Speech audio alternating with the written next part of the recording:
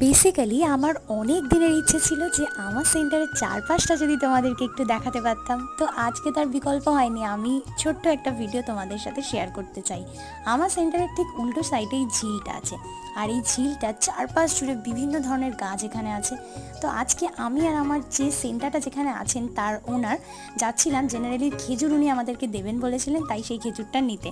তো আমি গেলাম, একটু ভিডিও করলাম, আর খেজুরগুলো কালেক্ট করে আমি আর আমার এএনএম দিদি হাঁটতে হাঁটতে যাচ্ছিলাম মেন রাস্তার দিকে। তখনই আমরা এই দৃশ্যটা দেখলাম, আর এটা ওরা প্রায় প্রত্যেক দিনই এখানে আসে, কিন্তু যখন স্কুল ছুটি হয়ে যায় তার ঠিক পরে। তো যাই হোক, আমি আর আমার এএনএম দিদি হাতটা লাগিয়ে চলে এলাম এই রাস্তাটাই, আর এখানে আসলেই গাড়িটা পাওয়া যায়।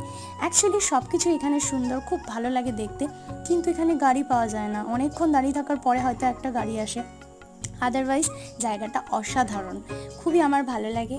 আর তোমরাও আমার ভিডিওর জন্য ওয়েট করো। সবাই সুস্থ থেকো, ভালো থেকো।